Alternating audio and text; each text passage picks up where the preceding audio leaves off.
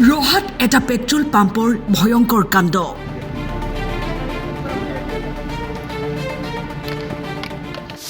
চাওক বাহনখনৰ পৰা লিটাৰে লিটাৰে কি ওলাইছে।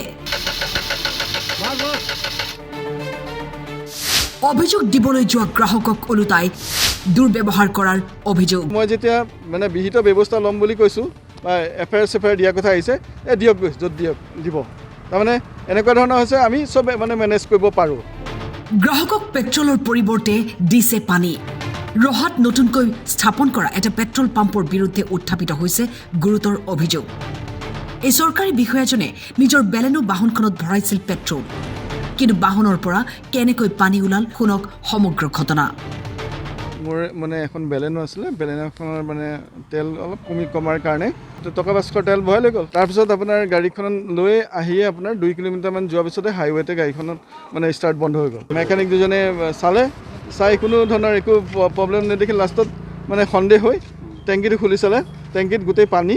আৰু সেই কথাটো আহি মই কৰ্তৃপক্ষক জনাওঁতে মোক কয় ক'ৰবাত তেল ভৰাই আনি কিনি ইয়াত দিছে, ইয়াত তেলৰ শ্লিপ মোৰ তাত আছেই, আপোনালোকক ভেৰনীয়া এনেকৈ ৰাখিছে, যাৰ কথাৰ ব্যৱহাৰ পাতি একো নাজানে। আৰু মই যেতিয়া বিহিত ব্যৱস্থা ল'ম বুলি কৈছোঁ বা এফআইআৰ দিয়াৰ কথা আহিছে, দিয়ক য'ত দিয়ক দিব। তাৰমানে এনেকুৱা ধৰণৰ হৈছে, আমি চব মেনেজ কৰিব পাৰোঁ।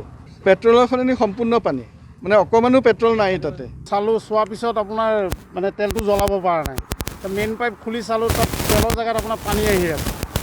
তেল ডিপু বা ভৰোৱা ফিল্টাৰত থকা ষ্টকখিনি আহিলে, ষ্টকত ইমানখিনি আহিলে আৰু 2 কিলোমিটাৰমান অহাৰ পিছত ইয়াতে বন্ধ হৈ গ'ল।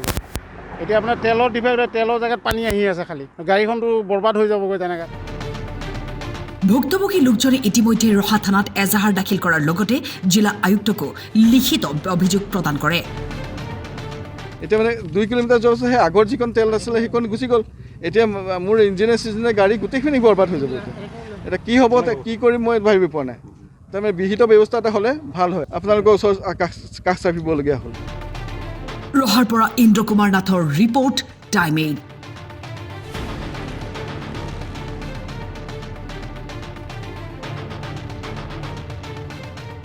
মোৰ এখন বেলেনো আছিলে, বেলেনোখনৰ তেল অলপ কমাৰ কাৰণে টকা 500 তেল ভৰাই লৈ গ'ল। তাৰপিছত আপোনাৰ গাড়ীখন লৈ আহিয়ে আপোনাৰ 2 কিলোমিটাৰমান যোৱাৰ পিছতে হাইৱেতে গাড়ীখনত ষ্টাৰ্ট বন্ধ হৈ গ'ল। মেকানিক দুজনে চাই কোনো ধৰণৰ একো প্ৰব্লেম নেদেখি লাষ্টত সন্দেহ হৈ টেংকিটো খুলি চালে, টেংকিত গোটেই পানী।